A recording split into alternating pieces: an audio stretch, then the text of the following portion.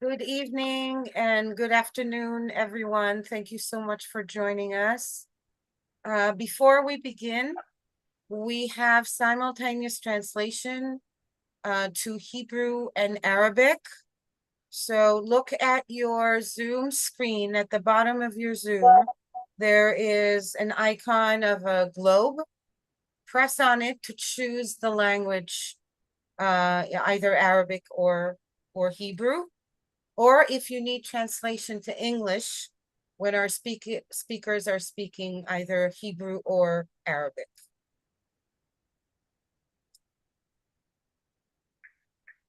Okay.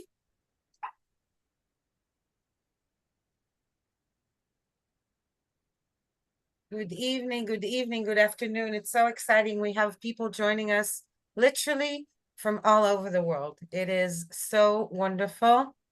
So wonderful. Again, for those of us who just joined, those of you who just joined us, we have simultaneous translation to English, Arabic, and Hebrew.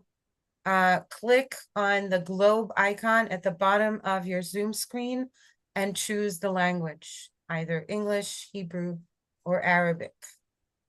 And welcome to everyone joining us. It is so, we have people from all over the United States, Switzerland, Denmark, South Africa, Israel, all over the world. It's so exciting. Sweden, Jerusalem, yay.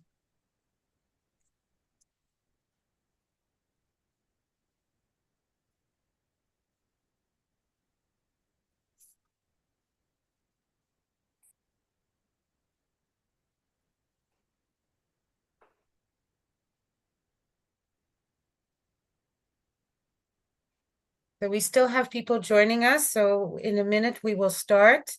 And for those of you who just joined us again, this webinar has simultaneous translation to English, Arabic, and Hebrew. Click on the globe icon at the bottom of your Zoom screen and choose the language that you need, either English, Hebrew, or Arabic.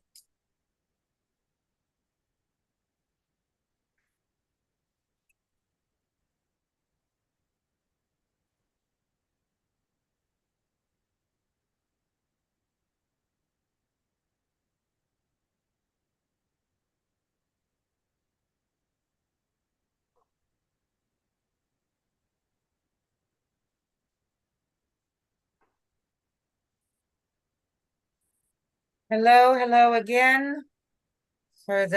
Maybe for the last time, thank you all for joining us. This session has simultaneous translation.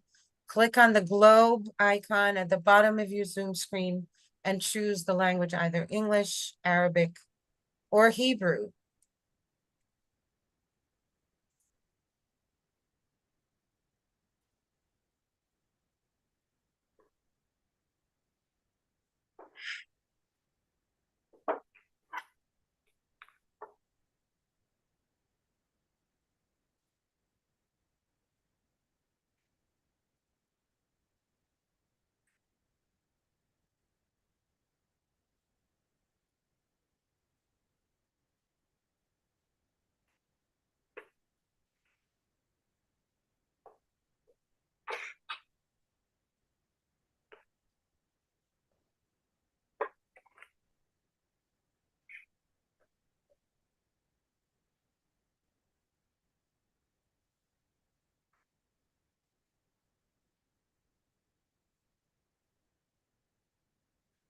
Good afternoon and good evening, and thank you so much for joining us for this webinar, Her Voice, Our Future, hosted by the Parent Circle Families Forum to mark International Women's Day. My name is Hamutal Gouri. I'm a feminist peace activist.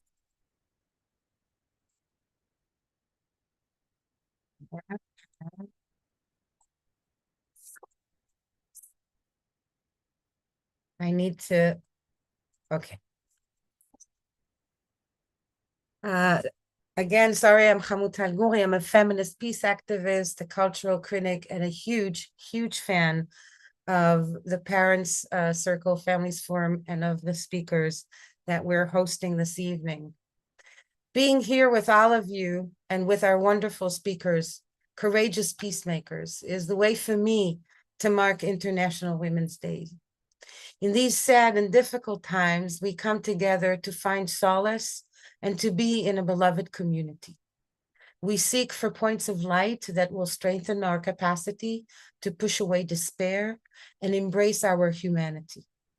We hold on to the power of deep compassion and of radical hope, and we do it by shedding light on the roles that women play in peace building and reconciliation. The Parent Circle, Families Forum, is a joint Israeli-Palestinian organization made up of more than 700 bereaved families. Their common bond is that they have all lost a close family member to the conflict. But instead of choosing revenge, they have chosen a path of reconciliation. Together, they are working to prevent more bereavement and to promote dialogue, tolerance, reconciliation, and peace. They wish to influence the public and the political decision makers to choose reconciliation and the path of peace over violence and war. The Parent Circle Families Forum operates education, public awareness, and advocacy projects to create dialogue, understanding, and empathy between Israelis and Palestinians. The forum has an active women's group whose Israeli and Palestinian members work together in various ways to bring forth the important voice of women promoting peace and reconciliation between the two peoples. As I said in my opening remarks, the Families Forum has been, and even more so now, a beacon of light for me. Having the privilege of working with the forum, getting to know its members, has taught me a great lesson on how true peacemakers look like. Before we begin the conversation with our wonderful speakers, we would like to screen a short video. Christopher, please. Thank you.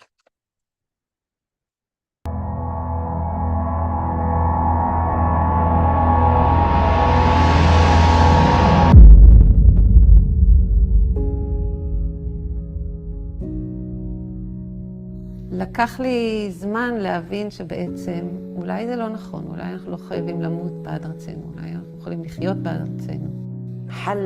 حل بيننا وبين الشعب الإسرائيلي السلام وإنهاء الاحتلال. מה מחכה לנו לעוד 2 דורות אם אנחנו נמשיך ככה? חייבים להפסיק את ההרג. צריך לחזור לאנושיות שלנו. ربنا خلقنا كلنا أمهات وأباء وإخوة وأخوات. بتمنى هذا الصراع يروح، هاي أهم نقطة. راح يكون أحسن إشي بيقدم لنا يا ربنا.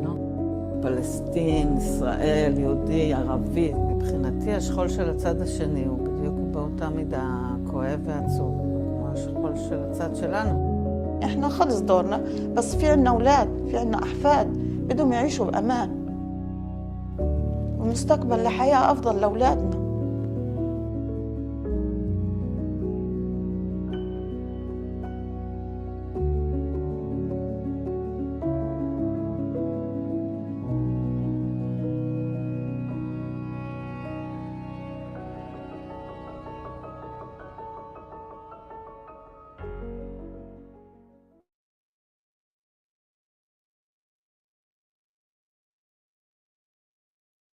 Thank you. I now want to briefly introduce our 5 wonderful speakers, and then they can tell you more about the work that they're doing.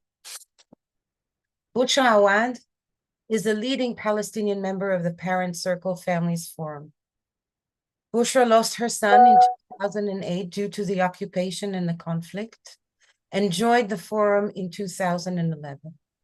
She's a powerful advocate for peace and reconciliation, facilitator of dialogue meetings, and the coordinator of the Palestinian women's group within the forum.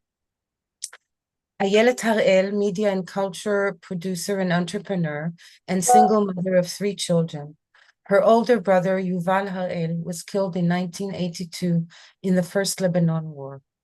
Ayelet joined the Parents Circle Families Forum in 2009, and since then has served as a facilitator for the Dialogue Meeting Program and Parallel Narrative Experience.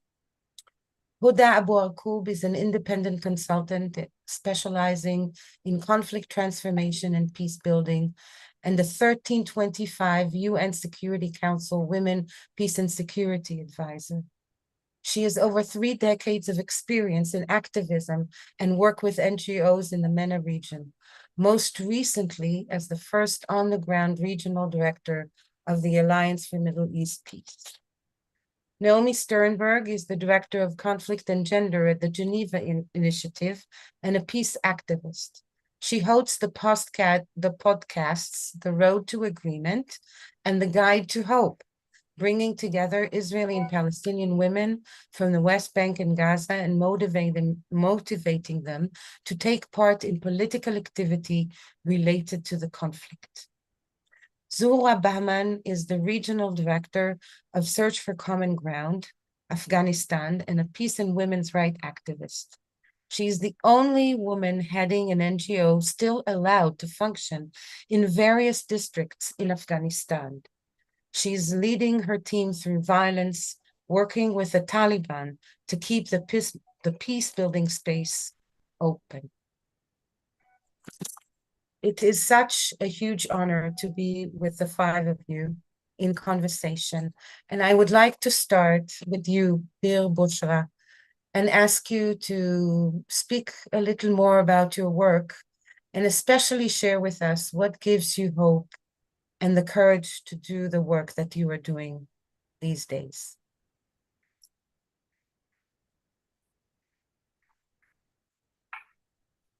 مساء الخير، سعد مساكم.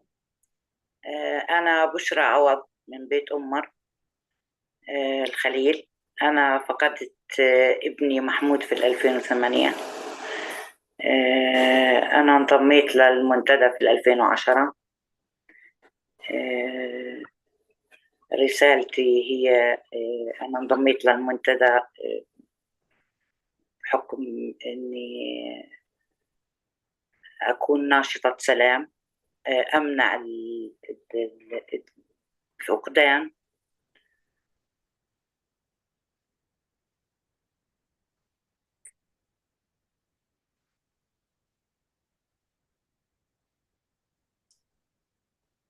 دخلت المنتدى كمان علشان أنا أحمي أولادي وأولاد غيري.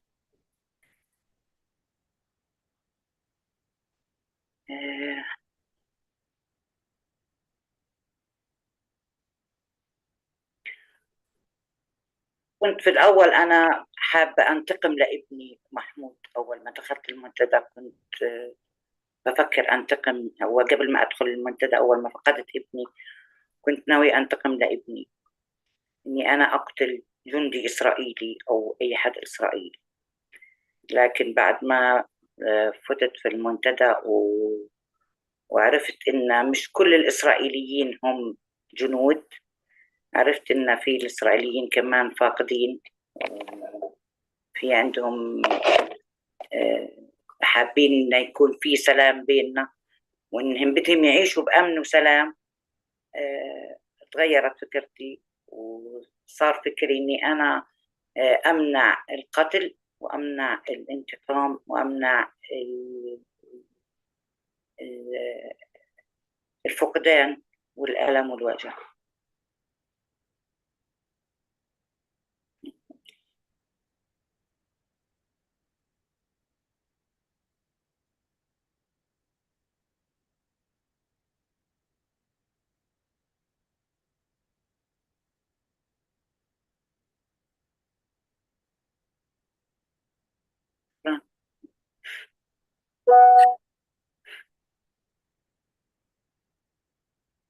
בושרה יקרה, תודה רבה לך. את מקור אדיר של השראה. תודה לך. Ayelet, my dear, following up on Bushra's inspiring words, I want to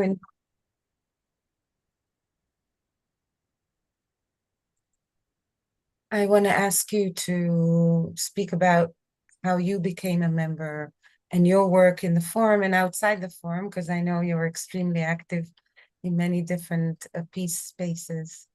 And share what gives you hope and courage. And also, I think Bushra said that she joined the forum because she wanted to protect her other children. And so if you can also speak about how the motherhood, the maternal instinct to protect our children comes into play in the work, your work and of the forum. תודה חמוטל ותודה לכל המשתתפות שלכבוד לי להשתתף איתכם ותודה כמובן לפורום שארגן את כל המפגש המרתק הזה. אז כמו שהצגת אותי,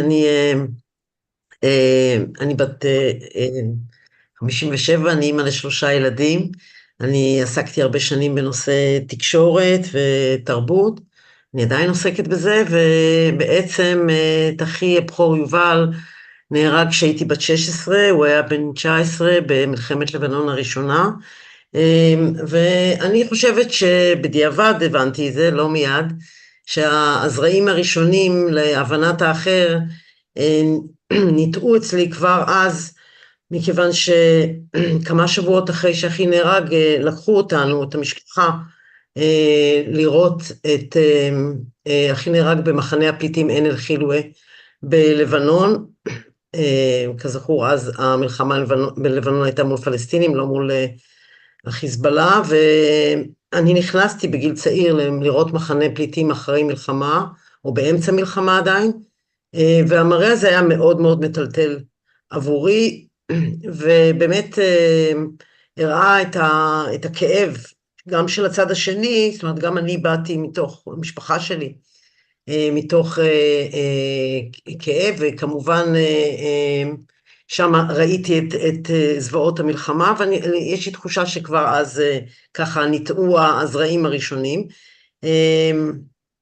אני הרבה שנים הייתי פעילה פוליטית בכל מיני דברים, אבל האמת היא שלא הכרתי פלסטינים באמת, מעולם לא דיברתי איתם, ואז מישהו סיפר לי שיש כזה ארגון, ואמרתי לעצמי, זה היה כבר לפני 14 שנים, אמרתי, אני בעצם לא מכירה פלסטינים, ומה זה בכלל שכול פלסטיני, זה בכלל לא היה מושג שהיה מוכר לי, וככה יזמתי והגעתי לפורום, ואני חושבת שכל התפיסות שלי השתנו, לא קשור כל כך לתפיסות פוליטיות כאלו או אחרות, אלא באמת התפיסות הנרטיביות, ההבנה, זה כמו, אמרתי את זה לחמוטל אתמול שדיברנו, ככה זה כמו שריר, כן?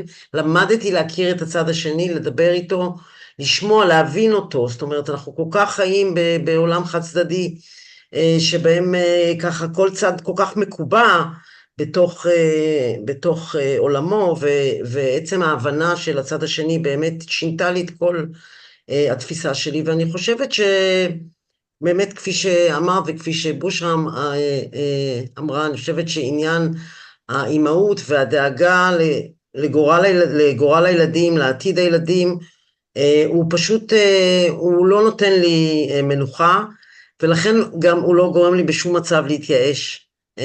פשוט אין לי את הפריבילגיה להתייאש, ואני רוצה להגיד שגם השכול הוא מניע מאוד משמעותי בעניין הזה, כי שקורה אסון כזה, אז באמת אחד האופציות זה ללכת לנקמה ולכעס ולשנאה, זה מאוד טבעי, זה לא בלתי הגיוני, אבל בעיניי דווקא לא פחות טבעי לבוא ולהגיד, אני לא רוצה שעוד אנשים יחוו את מה שעבר עלינו, זה המטרה שלי פה.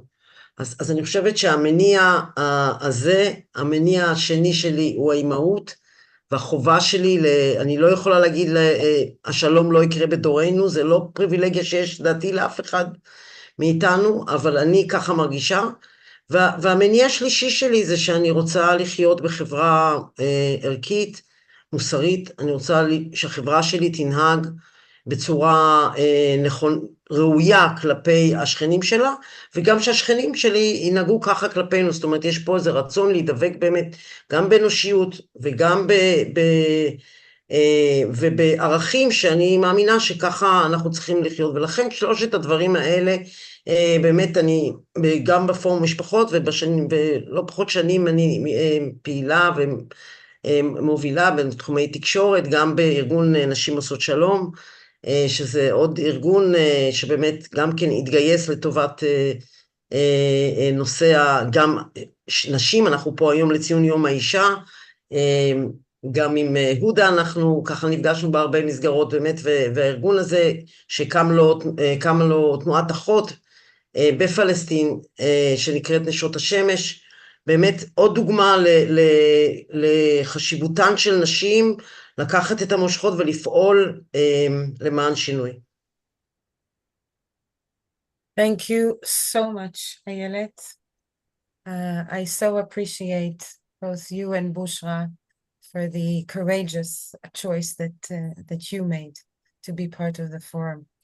I want to turn now to you, Naomi Sternberg.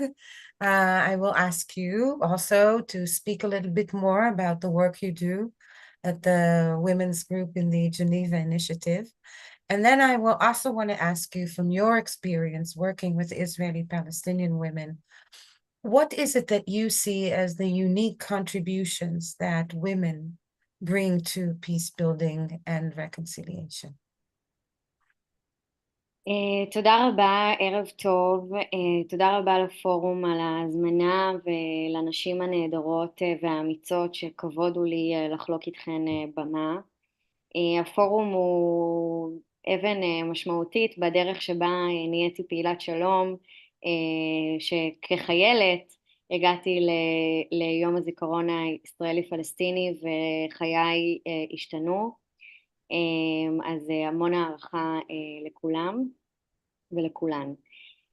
אז בעבודה שלי ביוזמת ג'נבה אני כבר בשנים האחרונות באמת עוסקת בהכשרות לנשים ישראליות ופלסטיניות בנושא המדיני. הנחות היסוד שלנו נובעות באמת מכך שלנשים יש חסמים ייחודיים שמונעים מהם להשתתף במשא ומתן ובכלל גם בשיח הציבורי בנושאים של שלום וביטחון.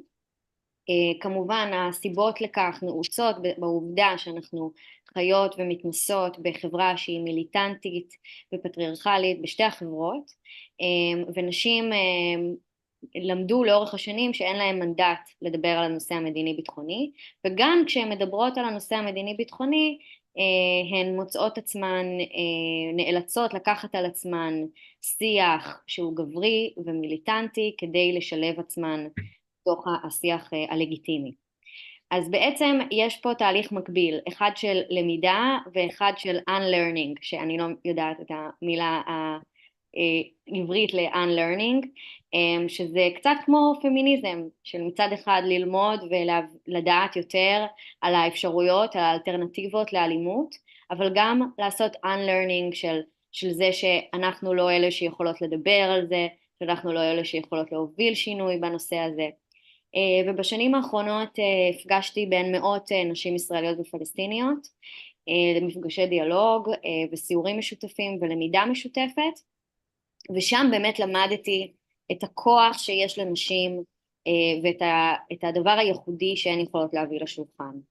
אז קודם כל אני לא אימא, אז החוויית אימהות לא הייתה דבר מדרבן בחדרים שאני לפחות הובלתי, אלא באמת גישות יותר הוליסטיות שמדברות הרבה מאוד על הקשר בין ביטחון לאומי לביטחון אישי. בעברית המילה to feel safe and to feel secure זה שני דברים שונים, יש security ויש safety. בעברית יש לנו רק את המילה ביטחון. והסיפור הזה מספר, והאנקדוטה הזאת מספרת משהו על הגישה שלנו לסיום הסכסוך, באופן שמובל על ידי גברים, ונשים יכולות להביא לא רק את היכולת ההוליסטית שלהן, אלא גם גישה שהיא הרבה יותר מגוונת, ולוקחת בחשבון צרכים שהם הרבה יותר מורכבים, מה שהופך את כל מעורבות שלהם להרבה יותר יעילה, וכמובן יש לנו גם מחקרים שתומכים בזה שכשנשים משתתפות במשאים ומתנים, אז גם יש יותר סיכוי להגיע להסכם, וגם ההסכם הוא יותר בר קיימא. אבל אני אגיד שאני גם מודאגת, כי אנחנו רואות בסקרים מאז ה7 באוקטובר, אני אגיד עכשיו ספציפית על נשים ישראליות, אנחנו רואות שנשים מתנגדות יותר לפתרון מדיני, אנחנו רואות שנשים הן פסימיות יותר, ואנחנו רואות שהן יותר ניציות בעמדות שלהן. אבל הדבר הזה רק מעודד אותנו ומראה לנו כמה חשוב להמשיך לעבוד עם נשים, בחדרים שמיועדים לנשים, שבהן הן יכולות למצוא את הקול הייחודי שלהן, ולהביא את החוויות שלהן תחת הסכסוך לידי ביטוי.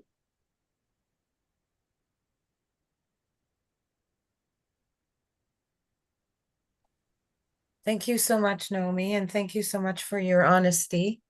I think in order for us to change reality, we need to face reality. And so thank you so much for adding that bit. I want to turn now to you, my dear Huda, my partner in crime. Huda and I are doing so much work together for years, working with women peace builders. So Huda, I want to ask you to speak about your work. And also specifically to ask you, how can we ensure that the voices of women are heard and that women take an active part of track 1, track 2, and grassroots peace building efforts? Thanks, Habibti Hamutal. I'll switch to Arabic in a minute, but I just wanted everybody to know that we women are not free until every woman is free in this world. Even if her shackles are different from ours, we will never be able to enjoy freedom without all women being free, without all women being protected, without all women being given the same chance as men to participate in changing our lives. And now I'll switch into Arabic. Thank you. شكرا كتير. اسمي هدى أبوعرقوب، وأنا عايشة بدورة الخليل، وبدي أبدأ بقصة شوي حطتني في الفترة الأخيرة في محل كتير صعب. صبية من دورة كانت واقفة على شرفة بيتها في يوم عادي جدا، في ساعة ظهر والمدارس مروحة، والبنت اسمها عهد. لازم أذكر اسمها لأنه ما بصير ننساهم، لأنهم مش بس مجرد أرقام، هدول قصص وحياة وألوان وتحديات ونجاحات. فكل امرأة وكل شخص وكل طفل بيفقدوا حياتهم في أي صراع هم مش رقم. خلينا نتذكر هذا الكلام، هم حياة كاملة. عهد كانت واقفة على شرفة بيتها، وتم اغتيالها، تم قتلها في لحظة، وللأسف عن طريق مجندة إسرائيلية أنثى، بدون تفريق قامت برشق رصاصات في الهواء، وهاي الرصاصة أصابت عهد في رأسها. عهد تركت وراها بنت عمرها 6 شهور. كل نساء البلد طلعوا في جنازة عهد، والسؤال كان إلي كإنسانة ناشطة في حقوق المرأة وحقوق الإنسان، إنه هدى الحركة النسوية في العالم شو عملت لنا؟ مش الحركة النسوية مش قادرة إنها تحمي امرأة في غزة أو في دورة أو في إسرائيل أو في بئيري مش قادرة تحمي امرأة، وفي نفس الوقت الحركة النسائية مش قادرة تطلع سجينة من السجون الإسرائيلية الأمريكية من أي محل. السجون مليانة بنساء. ومن يومها أنا هذا السؤال في بتصارع معه، ورسالتي إنه مش راح نخلي هذا الصراع يخلينا نتمزق، نتفرق. الصوت النسوي لازم يكون صوت موحد في كل العالم، فيش لون، فيش عرق، فيش دين، فيش شكل، فيش جنس. في الآخر الصوت النسوي لازم يوحدنا كلنا. وأنا اليوم مع هموتال، مع نعومي، مع أيلت، مع زهرة، مع بشرى، مع كل الصبايا، نيتا، منال، روضة، نادين، ركيفت، كل الصبايا، مع شيري. إحنا اليوم صوتنا واحد، ولازم نعترف ونحكي للعالم كله إنه السلام ما هواش فكرة، ما هواش إن نعبط بعضنا ونغني أو نعيط. السلام هو استراتيجية حياة، وإحنا كنساء بدنا نوقف في كل العالم مع النساء الفلسطينيات اللي بفقدن حياتهم كل يوم، النساء الإسرائيليات اللي بدفنن أولادهن، النساء الفلسطينيات اللي مهمتهن صارت يجيبن أطفال عشان يندفنوا. بدنا نوقف معاهن كلنا ونقول إنه السلام هو عبارة عن حق في الحياة، وهي ما هواش استراتيجية فقط. الشق الثاني من السؤال يا هموتال، إنه المفاوضات عمالها بتصير في كل محل، في أمريكا، في قطر، في عمان، في أوروبا. بسأل حالي كل يوم كم امرأة بتشارك في هذه المفاوضات؟ لازم كلنا كنساء نتوحد ونروح ونعمل هايجاكينج، نقتحم هاي الأماكن ونفرض وجودنا كنساء. بصيرش الرجل المدجج بالسلاح يحكي بصوت النساء والأطفال. إحنا من حقنا إنه صوتنا يوصل للعالم. وبتمنى اليوم من هذا الاجتماع اللي العائلات السكلة دعتنا له، إنه صوتنا يكون صوت واحد. حان الوقت للنساء أن يدخلن كل معتركات السياسي وغيرها، لأنه رجالنا بكل مقدراتهم فشلوا، بكل قدراتهم فشلوا، ويمكن إحنا لازم نتحمل جزء من الفشل. بس في النهاية الرجال لا يفهمون لغة النساء، وهي معضلتنا. لغة النساء هي لغة الحياة، وحان الوقت إلنا كنساء كلنا نتوحد ونرتفع فوق الألم. الألم هو المحرك إلنا، بس حبنا للحياة وحبنا لحماية، واجبنا لحماية أطفالنا وأبنائنا ومجتمعاتنا هو المحرك الأساسي إلنا. اليوم إذا مش اليوم إحنا كنساء بدناش نوقف مع بعض ونقطع صوت القنابل ونقطع صوت النار والدم، إذا إحنا ما إلنا لزوم. ومن خلال هذا المنبر أنا بدعو كل النساء المشاركات معنا والرجال اللي معنا إنه صوتنا يوصل لكل العالم. أنتوا في قدرتكم توصلوا صوتنا لكل حدا عم ببث سم وببث كره وبحاول يفرق بين الفلسطيني الميت والإسرائيلي الميت، وبحاول يفرق بين الأكل، الناس اللي بحاجة لأكل، بحاول ينعت الناس بأنهم حيوانات. انتوا لازم توقفوا معنا وتقولوا بكفي بكفي بكفي. هذا عملية تجريد الإنسان من إنسانيته عشان أبرر القتل. وشكرا.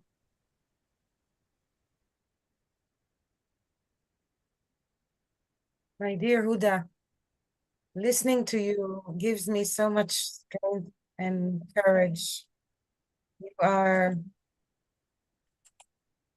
You are such a beacon of light. Thank you so much.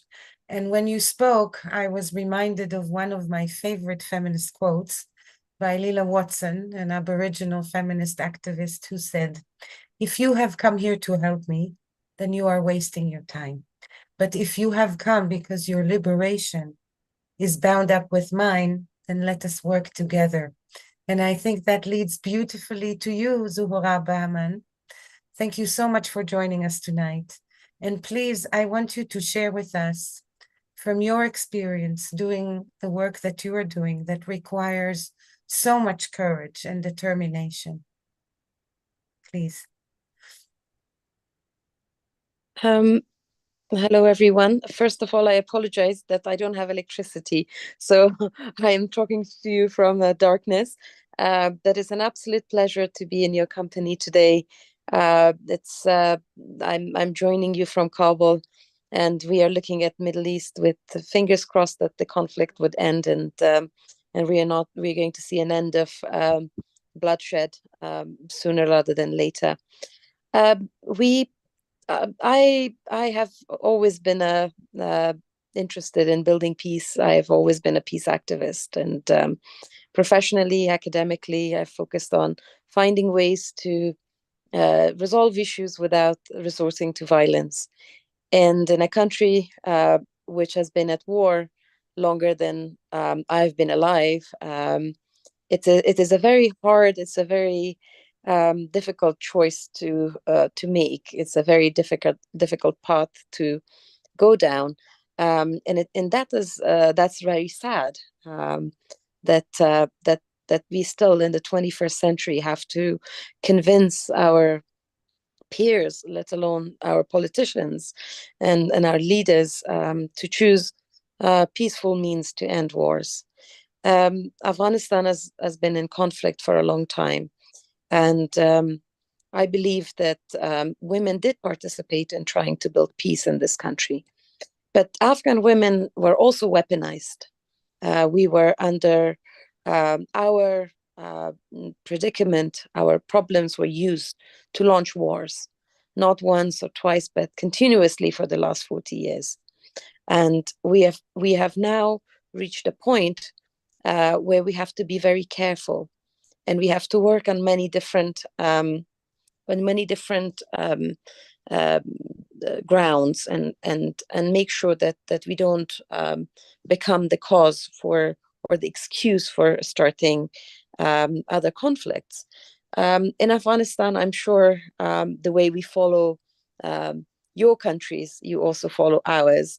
In Afghanistan, nearly 3 years ago, the Republic government fell and the Taliban took over. That was the start of a new era in Afghanistan.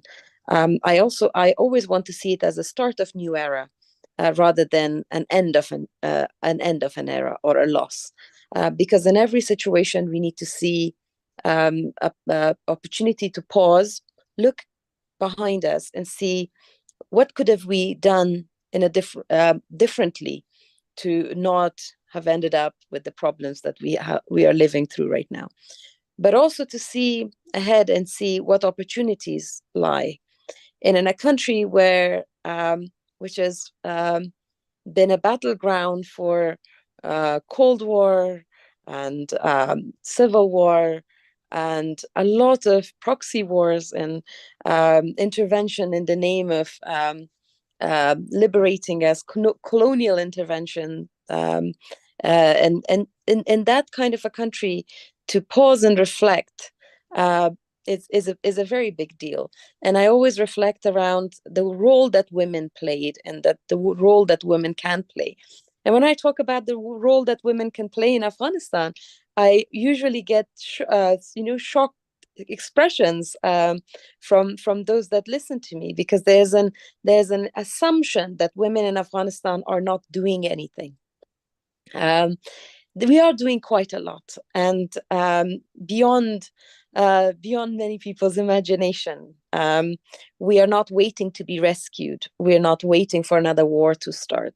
At the very, very beginning of the Taliban regime, I went to a nearby street to my home, and I stood at a dessert shop and talked to some women, and I asked them what is the biggest difference that they see in their lives. And they said, look, behind this shop there is the biggest funeral place in this neighborhood. And they said that they like that those whose lives have come to a normal end have to come through this space, and people have to hold their funerals, whereas for last at least 20 30 years that these women remembered, it was always the young that were dying. I also reflect the same way. There are roads in my city where I would go and I wouldn't know if an explosion would happen and I would lose my life. Every time a loved one would go somewhere and they wouldn't answer their phone for a few minutes, the assumption was that somebody had died. Every time an and you could hear your loved ones' voices. You thank God, but then also felt really guilty because you know that somebody else's loved ones had lost their lives. So this end of armed conflict is something to be appreciated in Afghanistan. It is being appreciated by many people that live here. But at what cost as well? We have to think of the broader meaning of peace. And that's where our activism need to focus on right now. How about the right to an education that Afghan women have lost? And how can we regain that right without pushing even a small part of our community into a violent conflict? That is the main focus of our activism in Afghanistan. I am leading an international organization in Afghanistan, but many women in this country are leading national organizations. And they're leading voluntary organizations, they're leading informal groups, which focuses on ways to find a better quality of peace, a more positive peace, where we could exercise our rights, where we could be so conscious of our positionality, of our power within ourselves, and our ability to hold space that nobody would dare start another war in our country. We also have to talk about the way the international community is dealing with my country, with our history, and in the way we hold power. We need to decolonize peace building in our country, because peace building, women's rights have throughout the many decades have been used to intervene in our countries. We've been situated in an opposition to each other inside our country. Ethnic differences, religious differences, differences in belief systems, differences in gender and sex has been used to situate us. And these are not our inventions. These are inventions that are being of people who want to sell us weapons, who want to create a conflict and then come and try and resolve it. So we have to, one battle that we have to be in that we have to fight is with that narrative of our weakness, our supposed weakness, and an outsider's ability to rescue us. Another thing that we are working on quite a lot is our own belief in ourselves, something that is intrinsic, that's internal to us. We Afghan women have to constantly deal with the narrative of our weakness, of our victimhood, of our inability to bring a change in our society. And we really need to fight with that. We really need to take a pause every day and realize that. And in order to do that, we have to create women's spaces. A lot of it in Afghanistan right now, we cannot create formally, but we have to create it by going back to many generations of feminist practice. And we need to start going back to the basic, and we need to relate to each other, not only in our country, but across borders with our sisters. And so that we can see that we are not unique. These battles were being fought and is being fought in many different countries right now. And we need to create solidarity, and we need to learn from each other's strategies of not only how we become more effective activists, but how can we, in the same process, maintain our own strength, our own mental health. And in that process, how can we many women that spoke here reflected around motherhood.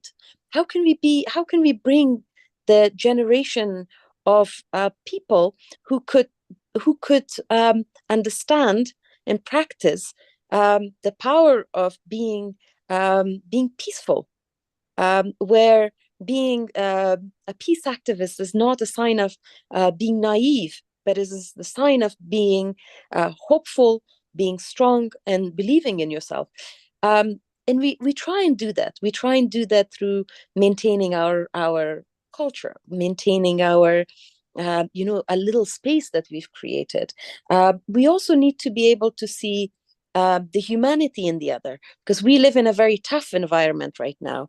We don't have the right to education. Our daughters from the age of around 10 to 12 up cannot go to school since the regime has changed. We have severe restriction on our right to work. We have severe restriction on our right to gather, to be entertained, to exercise, to travel. But as we do that, we also need to see how we relate to men in our societies. We need to see their history. We need to see where their positions are coming from.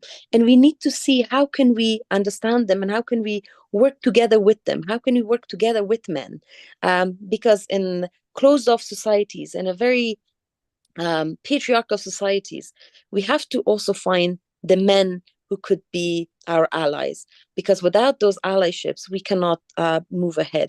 And that requires a lot of strength and a strength of conviction. And sometimes it is hard to maintain that. But every day I personally try and focus on 2-3 good things that happen to me on that day. When I see a colleague of mine who steps ahead of me 2 steps so that he could be the first person to diffuse a potential conflict at a checkpoint. Or when I see a man who sends we're doing a little campaign to get the government to start the schools again. And when I see a man sending a video in support of our campaign, then I remember that there's an ally. And in many, many other ways, when I see a father who goes home, a couple of hours earlier every day, so he can teach his daughter who's not allowed to go to school. These are good men, and we need to make sure that they are aligned with us in our struggles. So there's quite a lot that we're doing, and we want to link with our sisters in similar situations. And every time I talk to women, I get incredibly energized, and it's nearly 11:30 in Kabul, and I feel like I'm ready to spend another 8 hours discussing and talking and trying to build peace with the wonderful women I'm seeing here. I'll stop here, but I'm really looking forward to more engaging with questions and answers later. Thank you so much, Zuhra. Thank you so much. You made such a beautiful connection.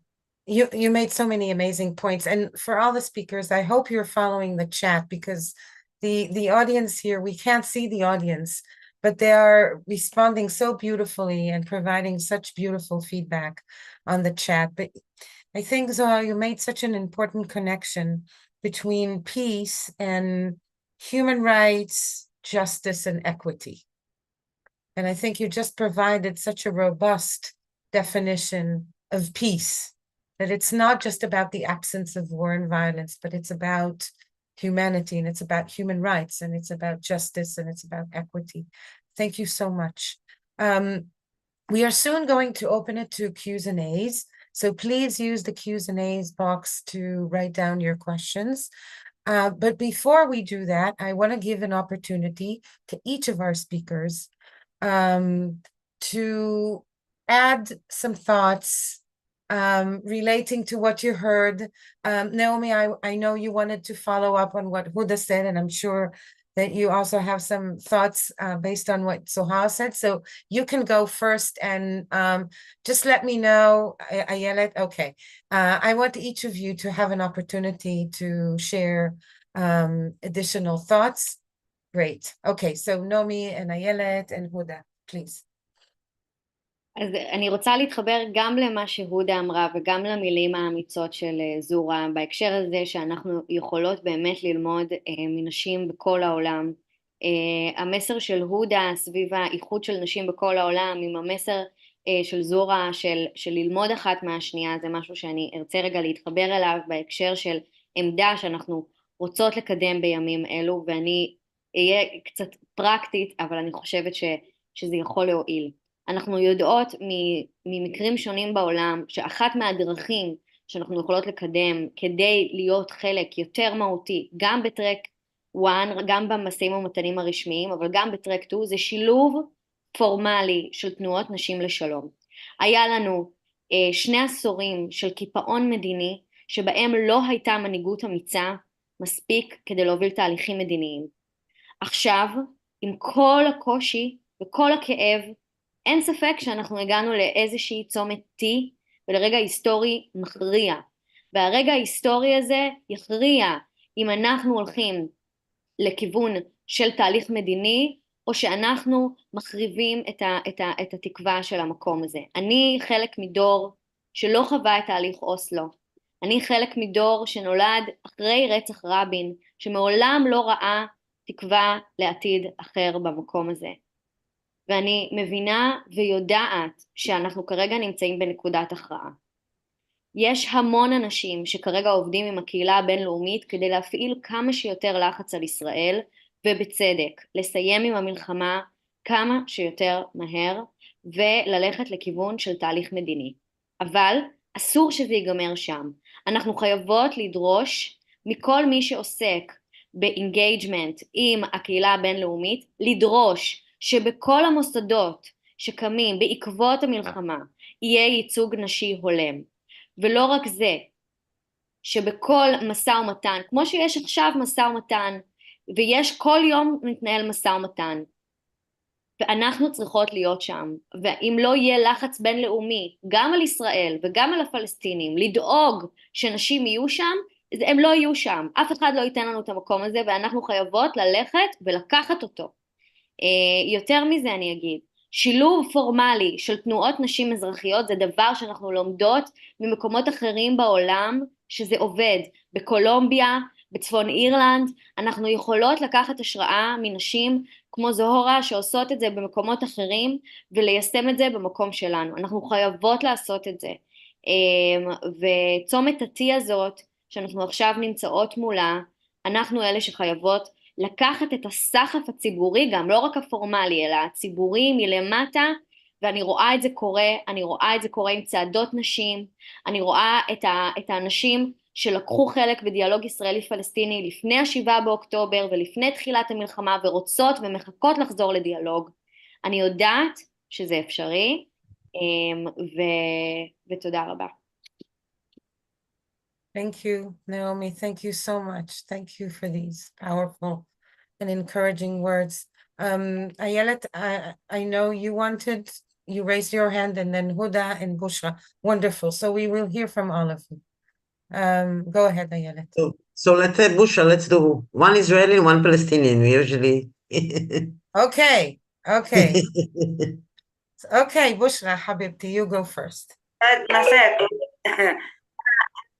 أنا حابة أحكي رسالتي عن الجيل القادم، يعني إنه إحنا الجيل القادم هو الأساس، هو اللي راح يبني وراح إن شاء الله يكون إلى مستقبل حلو. إحنا بنسعى لنا يكون ما يشوف اللي إحنا شفناه، ما يذوق اللي إحنا ذقناه، ما يحس بالألم والوجع والفقدان اللي إحنا شعرنا فيه. بدي كمان أحكي يعني قديش النساء هم قويات رغم الصعوبات اللي إحنا بنواجهها، رغم الألم، رغم الوجع، رغم المعاناة اللي بنعانيها، اللي إحنا مستمرين إن شاء الله في تحقيق السلام والأمن والأمان، وإن شاء الله يا رب نلاقي حياة أحسن من اللي إحنا فيه. شكرا لكم.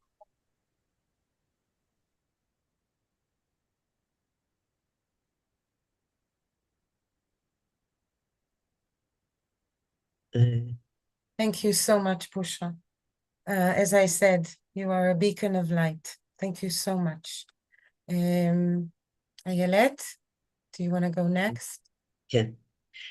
אז באמת אמרו מלא דברים שהייתי יכולה לדבר עליהם גם עכשיו שעה. אני רוצה באמת, כמו שזורה אמרה, אנחנו גם, וגם נעמי אמרה, שאנחנו נמצאים בתקופה של הזדמנות.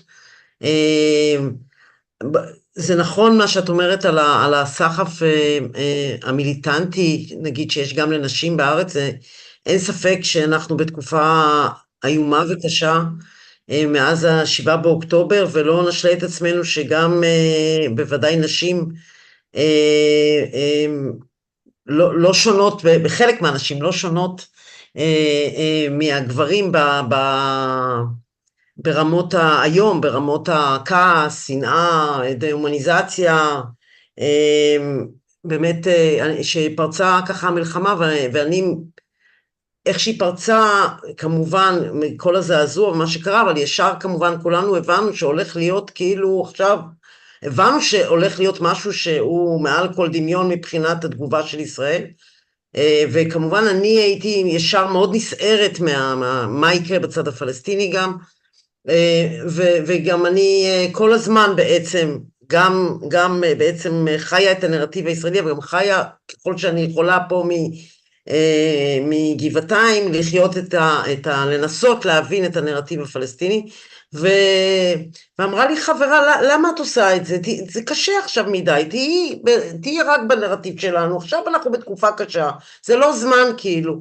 אז אמרתי לה, אני לא יכולה, מאז שאני בפורום, ומאז שעברתי את התהליך הזה בפורום, וגם הנחיתי קבוצות, זה מה שאני מרגישה, שהמשמעות היא שבאמת להבין, לראות את הצד השני כבני אדם, ולכן אני ככה חושבת שבליווי, אפרופו נעמי מה שאמרת, החברה האזרחית חייבת לקחת חלק במשאים ומתנים. כל המשאים ומתנים הם תמיד מאחורי איזה דלתות סגורות עם גברים שיושבים שם ומסתירים את כל האמת ומה שקורה מאיתנו.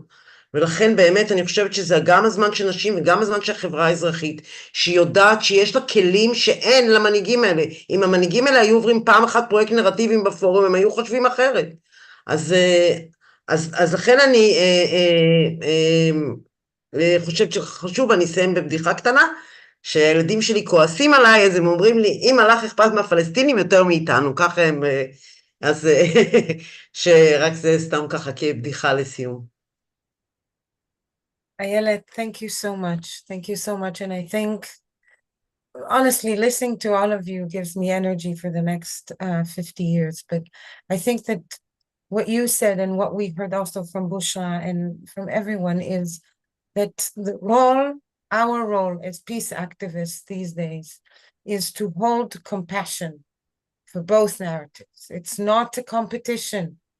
And we have enough space in our hearts to acknowledge and look at the suffering in Gaza and do our best to alleviate that suffering and see the suffering and pain on the Israeli side and be committed to leading a politics of care and politics of compassion. Thank you so much. Huda, please, go ahead. Thank you, Hamutal. The first point is going to Zuhra. I agree with you, Zuhra. First of all, it's amazing that you are with us. Knowing that you are talking to us that late at night without electricity is an act of gallantry and courage. And for you to come to a place where Palestinian and Israeli women are talking to each other is also another sign of that unity that I'm dreaming of, when women bring all their stories and all of their pain together to unite their voices towards life and peace. So I agree with you that every woman of us is surrounded by men who are supporting her. So to me, the argument is not gendered. The argument has to do with the mentality. It has to do with how we raise men. So they are also victims of the systems around them.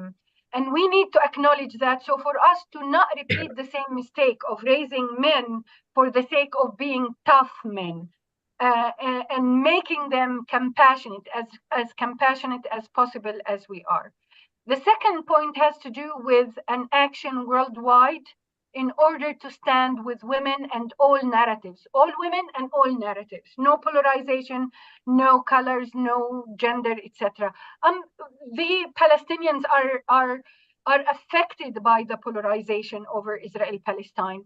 The fact that there is double standardism when it comes to people is killing women on daily basis. Every minute there is a woman is losing her life in Gaza because the world is not unified to stop the killing, to stop the war, to call for a ceasefire, to use the pressure they can in order to stop this bloody war and to save lives. So I insist, and I have read many of your comments and I appreciate them. I think it's the time for us to come out to the streets and ask for now for this to stop, because every minute there is a woman killed anywhere in the world, we are all killed with her. Our hearts are killed with her.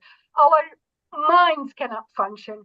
I tell you, we as Palestinians and Israelis feel paralyzed sometimes, and we fight every minute in order to maintain a sane mentality in order to get ourselves out of it. This is the time for the women of the world to stand by us, united, to help us get out of this mess that was created by leaders who don't see us. They think of us as collateral damage. So this is the time for the world to stand with us instead of standing with one side against the other. I am full of pain, full of rage, full of anger, full of disappointment. But every time I get a call to speak with women, to sit with women in a circle and address the world, I accept it as a form of resistance. This is how we co-resist injustice in the world. This is how we become pro-life and make sure that the next generation Bushra is speaking about is going to have the same right as everyone else in this world. We're not animals, we are human beings. And this is the time for us to stop that dehumanization. And if it doesn't start by us women, because a child in Gaza, a child in Israel, a child in the United States, a child in Rwanda, a child in Yemen is the same child, was given birth by a woman who had seen death in order to give birth to him or her. This is the time for us to stop thinking that it's okay to kill a kid in Gaza and leave it and sleep at night without thinking of the consequences of 17,000 orphans in Gaza who are going to come after us. This is the time for us to take responsibility for the day after. And I have many ideas about how we can be integrated in the negotiation table. But I want every woman who's listening to me now to talk to her leaders everywhere she is to push for more Palestinian and Israeli women to be at the negotiation table. We lack no strategy, no smartness, no willingness in order to be the ones who negotiate life. It's about time for us to be the ones who negotiate life. Ramadan is coming soon, and we need this war to stop. So for the Gazan women to start collecting themselves together in order to take care of the orphans. Thank you.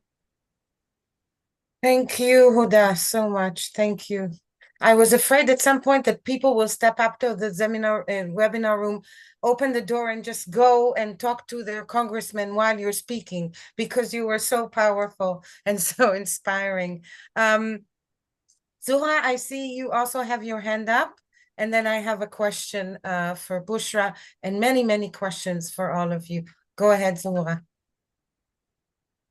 I was just going to add about women's role in the formal peace talks and negotiations. I think a lot of the time I've noticed that women are relegated to more performative aspects of peace building, you know, demonstrations and things like that. And I feel that that's not fair. And we need to do two things, I think, as women peace builders. Number one, we need to make sure that what is deemed as feminine, as you know, very women speaking from a perspective of mothers, women who are talking from a position where they're not seeking political power. More social leadership and things that are in a lot of closed off communities are seen as feminine ways of building peace. Women focusing on resolving smaller conflict, and things like that. Those need to be elevated, and we need to see the values of that low-key peace building more, so that women don't have to choose only between hardcore political peace building or providing the kind of performative aspects of peace building, demonstrations and petitions and things like that. We need to make sure that the serious peace building has an aspect of the feminine, that it is not an extension of the conflict, of hard steel kind of negotiations, and we need to gradually build that. That's one thing. And the other thing is that I was also very much concerned in my country when we did have a peace building, when we had a peace negotiation. I was very concerned that women did not create their own interest groups.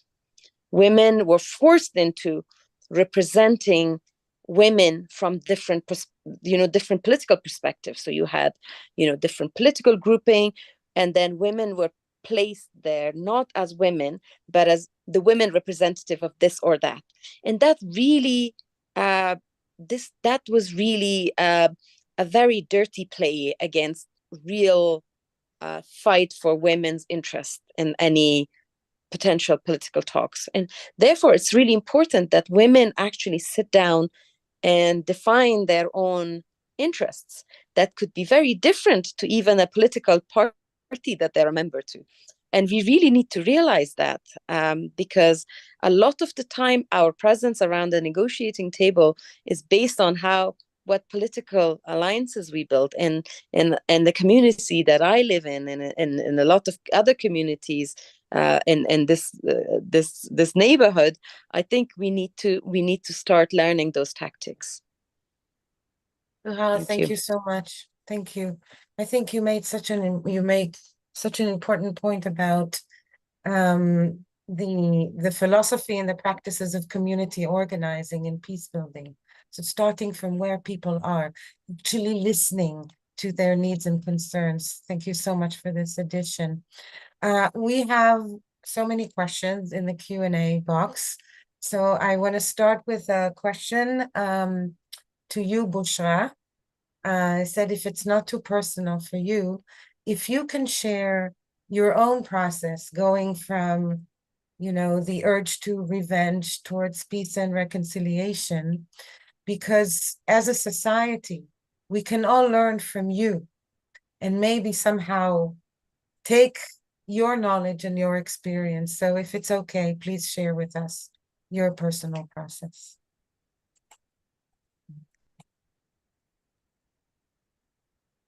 أنا فقدت ابني محمود. محمود كان أول فرحة في حياتي. أنا خلفت محمود بعد 5 سنين من الزواج. محمود كان كل شيء في حياتي، كان الأمل، السعادة، كل شيء، الفرح. كان في هدف في حياتي أعيش علشانه. أنا أول ما تزوجت كانت حياتي صعبة جدا، لكن بعد ما خلفت محمود وقديش كان محمود وحلو، قديش كان محمود عمل لي حياة، عمل لي، حبيت الحياة لأجل محمود. أنا محمود كان كثير حنون، كان كثير رضي في البيت، كان مسوي لنا جو دايما مزح وضحك ولعب. كنت أتمنى يعني أشوف محمود شاب، أشوف محمود زلمة، لحد ما صار بالتوجيهي محمود. كان بلشت هيك أشوف في حياة إنه كبر، إنه صار زلمة، صار له شوارب، صار له، صرت أحس إنه زلمة، صرت بدي أعتمد على محمود. بلش الاعتماد عندي في محمود. مرة واحدة فقدت محمود، فقدت كل شيء، فقدت الحياة، فقدت الأمل، فقدت الحب، فقدت كل شيء في الحياة. فقدت داري، فقدت أولادي. كانوا أولادي من أشطر الأولاد في المدارس. لما استشهد محمود تغير كل هذا الحكي. أنا انتقلت من إني أنا أنتقم. كنت في الأول بدي أنتقم، بدور على الجندي اللي أنا قتل ابني. أنا بدي الجندي اللي قتل ابني أقتله. لكن بعد ما فكرت إن أنا لما بدي أقتل هذا الجندي بعدها شو بده يصير؟ بدهم يرجعوا يقتلوا أولادي. رح حلقة الدم رح تظل مستمرة، يعني رح أرجع أفقد كمان مرة، وهذا صعب جدا علي. كان الطريق الوحيد قدامي إني أنا أحافظ على أولادي، أحافظ على داري، أحافظ على أولاد جيراني.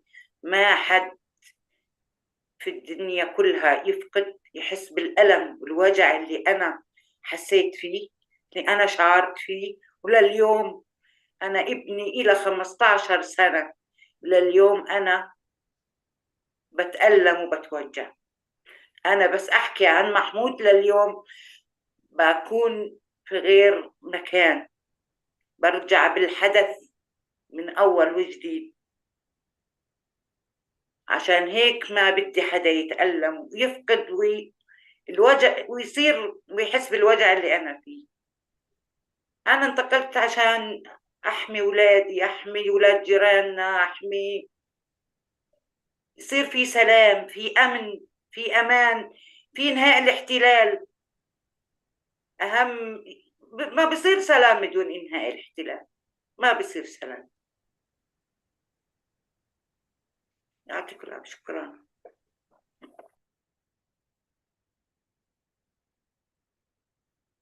בושרה יקרה שלי, מה שהכי הייתי רוצה זה לצאת עכשיו מהזום ולבוא עד אלייך, ופשוט לתת לך את החיבוק הכי גדול בעולם. Sorry. I just said to Bushra that I wish I could step out of the Zoom, just go to her and give her the biggest hug possible. And I think it's okay, since we're on a Zoom commemorating, marking International Women's Day, that we allow ourselves to cry for the lives lost, for the lives of Mahmoud, for the lives of Yuval, for the lives of all the loved ones lost to violence and war. And I think there's so much to learn from what you said, Bushra, because at the end of the day, you talk about your commitment to preserving life, which is the most powerful thing on earth. Thank you so much. We have so many questions, and there was a question that kept repeating, I think, in different ways, and that is, what can women around the world do to make the different ideas and the inspiring ideas and expressed by our speakers, to make them into a reality? So معلش بس بدي أفوت مداخلة صغيرة بس. بدي أحكي عن الصعوبات اللي أنا واجهتها لما أنا فتت المنتدى. أنا لما فتت المنتدى كان كل الجيران والبلد اللي أنا فيها وولادي وكل الدنيا ضدي إني أنا أكون في هذا المنتدى. مع ذلك أصريت وضليت. واجهت صعوبات كثيرة، تعرضت لحكي إني أنا ببيع في دم ابني. حكيت لهم أنا ما ببيع في دم ابني، أنا بشتري في دم أولادي وأولادكم. شكرا.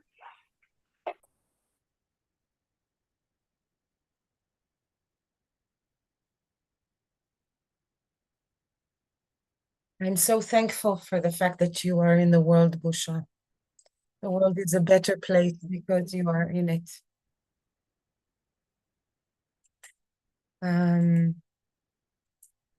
I want us to take a moment of gratitude and appreciation to Bushra, to all the courageous women in this room.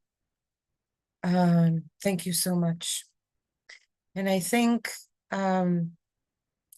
when I was asked to facilitate this webinar, and of course I said yes, but I asked the forum members, what is it that you want people to come away with? And I can see from your comments that you are coming already away with inspiration and hope and determination. And so the question that keeps coming up is, what can we do? So please, our panelists, I invite you to share your thoughts and ideas about practical steps that our audience or efforts they can join tomorrow morning or even this evening. So who wants to respond first?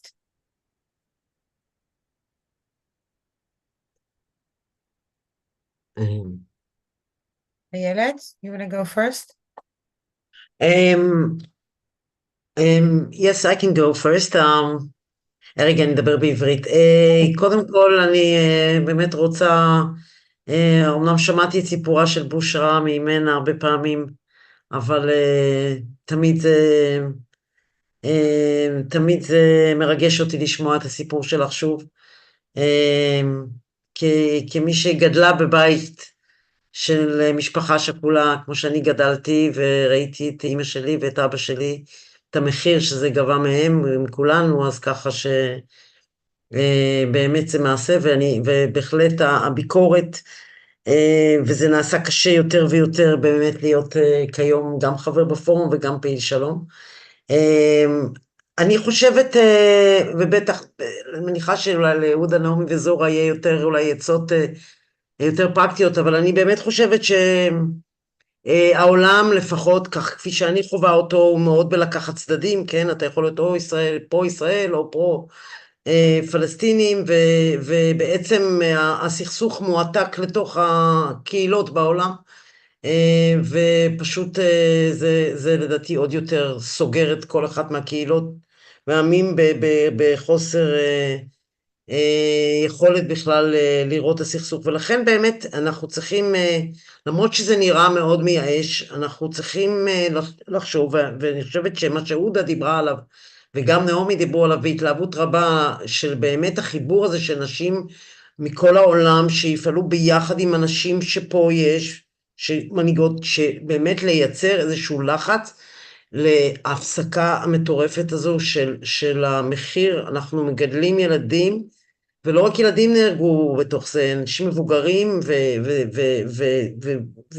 ובני אדם. אנחנו כל כך עסוקים כל הזמן בלקטלג בסכסוך, חיילים ואסירים, וכולם מקוטלגים לפי איזה ניסיון לעשות כזה טוב ורע, לכל אחד ברור מה טוב ורע. בסופו של דבר, בסכסוך כזה ארוך אין רעים וטובים, ואין צודקים ולא צודקים, והחיים לא יכולים להמשיך במשחק סכום האפס הזה שבו אנחנו חיים. אז אני חושבת שההצעות שפה הודה ונעמי וזוהרה הציעו, אפשר כאילו לעבוד איתם באמת, והעולם צריך לתמוך באנשים שרוצים לפעול למען השלום, ולא רק לקחת צעד ולחלק אותנו עוד יותר. Ayelet, thank you so much. Huda. Again in English, I'm sorry, I'm using English rather than Arabic, but I'm not sleeping. I'm working on it even when I have no job, and again, one of the victims of this war is my job, but I still work day and night. I write about it. I join every policy work. I encourage women to join policy advocacy and programming groups. Hamutal and Naomi is going to come soon. You should expect a message, an email from me. I'm putting together with Search for Common Ground, Zuhra, Palestine, a whole list of women that we will be storming the world with policy recommendations that are not based on narrow political interests and are not based on polarization, are based on life for people, dignified peace for Palestinians, a state that is viable and connected for the Palestinian people, security for both the Israelis and the Palestinians. It's not a work of magic to bring peace to Palestine and Israel. I think the only obstacle that we women are facing is that we are not being invited to these circles. We push our way through it. And I tell you, I live in Hebron. Roads are closed. I cannot find. It takes me, when I travel to Amman, it took me a whole day to get to Amman, and I've been stopped by 3 different checkpoints in order to get to Amman to meet with Israelis, Palestinians, Saudis, Arabs of all internationals, everyone, and I made it. I managed to make it. So every woman knows that if she has the right goal in her heart and is driven by her sense of urgency for saving lives, she will find a way. We need you to start pushing in your governments, standing with us, asking for more women on the negotiation table, sending invitations to every woman you know in order to come and speak about Palestine and Israel in a way that brings peace rather than ignites war. This is the time for us to stand against those who support and fund wars and find ways in order to support and fund women, like the women of the Bereaved Family Forum, to continue sending their message in the world. We can do advocacy campaigns, big and small. We need you to give us the doors, give us the space. Every one of you can share here an email, send a message to the Bereaved Family Forum and ask for ideas, and we will give you the ideas.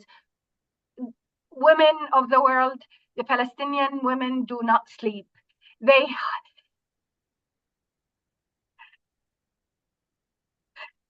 hug their children's bodies every night and pray and call and scream for this war to stop, and no one is listening. This is the time for us to stand by them and make the world listen to their appeals. We can pray, we can march, we can join every policy group we can do, but the sense of urgency is that every minute there is a woman or a child is being killed. This war must end, and you need to stand by us for that war to stop. Thank you, Huda, Habibti. I think your words have pierced all physical borders. I know that they went straight into my heart, and I'm sure they went into the minds and hearts and everyone present on this webinar. Thank you so much. Naomi?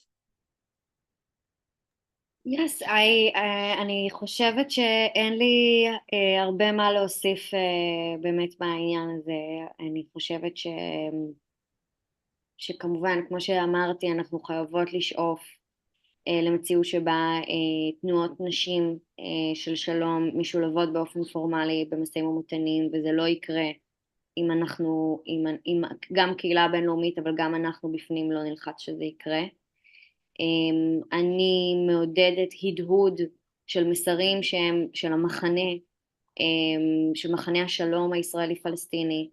אני חושבת שזה מאוד חשוב לשים לב איזה מסרים אנחנו מעדדים, גם פה גם שם, וזהו, אבל נראה לי שהכל כבר די נאמר. I wish we had more time, but we soon need to conclude, and I know that there are many unanswered questions. We collected the questions, and we'll be happy to think of ways to send additional following up responses after the webinar concludes. I think I want to start with so deeply, deeply, deeply appreciating our 5 speakers. You are not beacons of light. I don't even know how to say it. You bring so much light and love and wisdom and determination and passion to this room. And I cannot thank you enough. And I know everyone on this webinar feel the same way. And just to follow up on what was said regards to what can we do, I think, Ayelet, you put it really beautifully. It's not about being pro this or pro this. Be pro-humanity. Be there for us. Be there for us, the peace builders who insist on raising our voices for peace, for humanity, for justice, for human rights, for the end of the occupation, at a time when it's not really popular to do that. So please echo our voices, echo the voices you heard here. If you are coming on a mission to the region, if you're coming on a mission to Israel, please ask the organizers to meet with as many women peace builders as possible. If you're watching the news and they're only interviewing former generals and generals and people with big guns, tell them, why are you not interviewing women? Each and every one of you has agency to support the effort and to amplify the efforts and to be part of the efforts. And I want to thank you so much for being with us tonight, for the warm and beautiful feedback that you provided, for the questions you asked. And I think I can promise that any unanswered questions, we will be sure to send some comments back to you through the forum's newsletter. I want to thank Hamutal Gouri. Thank you for being such a great moderator for all of us, and so much love and inspiration in your kind words.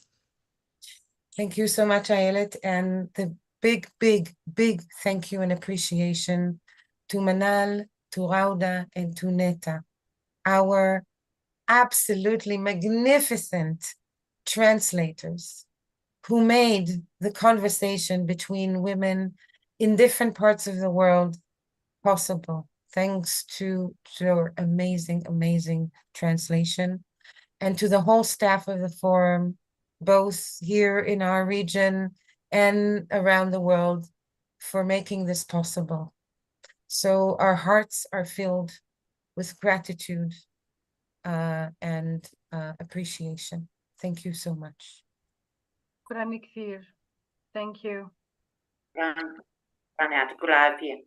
Thank you so much. Thank you.